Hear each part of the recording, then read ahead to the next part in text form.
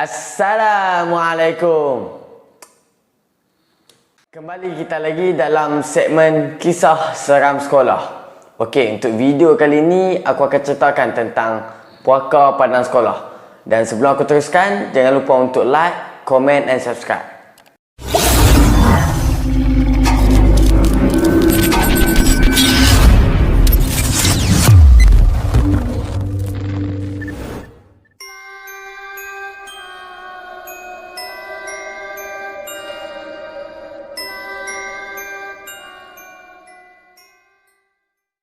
Nak dijadikan cerita pada suatu malam ni, kebetulan pula pada malam tu adalah malam Jumaat. Cerita ni adalah bila mana aku berseorangan jalan dekat suatu lorong dekat sekolah lama aku. Dan lorong tu berdekatan dengan padang sekolah.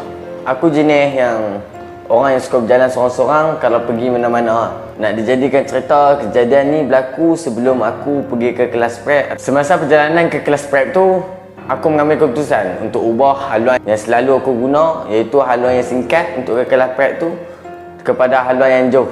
Dan jalan tu agak seram. Jalan yang jauh ni dia akan lalu belakang hostel dan seterusnya akan lalu dekat depan padang sekolah dan akan lalu dekat blok kemahiran hidup dan barulah sampai dekat kelas prep tersebut. Tempat ni dekat padang sekolah ni yang aku kenal ketika tu. Perjalanan tu aku tak terfikirlah yang akan tersempak dengan benda-benda aneh dan akan terjumpa dan terjadi peristiwa-peristiwa yang bukan-bukan. Masa tu macam minda aku ni kosong. Aku pergi sana untuk tenangkan fikiran sambil jalan. Itulah aku guna jalan jauh. Kalau guna jalan singkat tu nak fikir apa? Dengan orang ramai kompak time tu memang ketika aku lalu dekat belakang hostel tu, tiba-tiba bulu roma aku naik dan tak tahu apa sebab dan punca dia berlaku. Dan ketika tu aku rasa sejuk. Selepas daripada lalu belakang hostel tu, aku akan lalu di depan, betul-betul depan padang sekolah. Dan ketika ni lah peristiwa aneh terjadi dekat. Kejadian sebenar dan peristiwa ni bermula apabila aku berhenti dekat astaka padang sekolah. Dan ketika tu aku nak ambil air mineral aku dalam beg yang aku bawa ketika tu. Dan semasa aku mencari air mineral dalam beg tersebut, tiba-tiba aku tersedar dan terperasan seorang gadis ataupun lembaga budak yang ada dekat tengah-tengah padang sekolah. Ketika tu dia duduk sambil membelakangi aku. Kiranya dia duduk, aku nampak belakang lah. Muka dia tu menghadap belah yang aku tak nampak. Kejadian waktu tu memang gelap gelita, tak ada lampu. Dan ketika tu aku terperasan budak tu dia macam berseorangan kat tengah-tengah padang.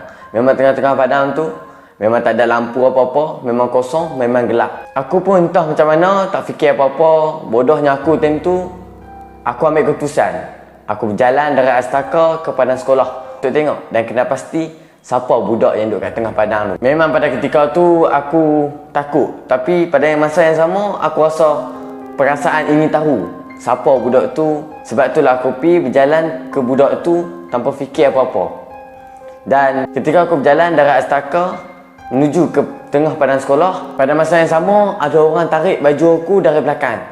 Tapi ketika tu gelap gelita dan aku rasa mungkin benda tu, dan aku ambil keputusan tak mau tengok belakang dan teruskan perjalanan aku untuk ke tengah padang untuk kena pasti siapa budak misteri yang duduk tengah padang tu.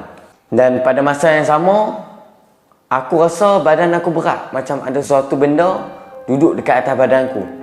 Dan aku tetap melawan dan berkerah untuk pergi ke tengah padang tu untuk tahu siapa budak tu. Tiba dalam 300 meter lagi aku dengan budak tu, tiba-tiba angin bertiup dan keadaan pada masa tu cukup-cukup sejuk. Dan pada ketika tu juga budak tu tetap membelakangi aku. Dan aku mengambil keputusan untuk berhenti sekejap dan tak meneruskan perjalanan aku untuk ke budak tu. Dan aku fikir siapa budak tu?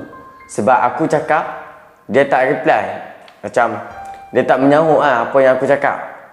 Dan aku pun mengambil keputusan pada ketika tu untuk berpusing ke astaka balik dan terus pergi ke kelas prep. Aku pun terus bergerak ke astaka tu kembali dan tiba-tiba aku terdengar bunyi yang sayu memanggil nama aku. Fahim.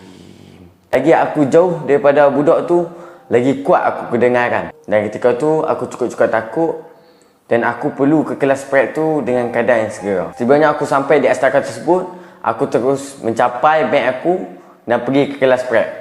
Dan setibanya aku sampai di kelas prep tu, badan aku rasa macam demam dan rasa sejuk yang tak amat. Dan ketika tu aku rasa takut tu makin berkobar-kobar. Ketika tu juga aku rasa ketakutan dan bulu roma aku naik. Aku tak tahu sebab apa, walaupun aku dah jauh daripada padang tu, tapi aku tetap rasa benda yang sama dekat padang tu. Dan malam tu aku terus demam panas dan aku ambil cuti selama 2 hari. Dan sampai sekarang misteri dan puaka tentang padang sekolah ni menjadi persoalan dan tak dapat diselesaikan oleh aku sendiri. Saran aku untuk video kali ni, hati-hati je dekat padang tu. Kalau hampa nak tengok video reaction hantu dari aku lepas ni, jangan lupa untuk komen nak. Komen banyak-banyak nak. Dan cukup 10 aku akan buat video reaction hantu.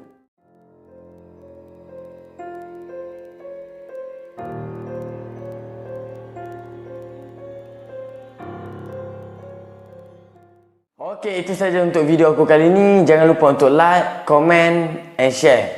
Dan jangan lupa juga untuk subscribe. Assalamualaikum.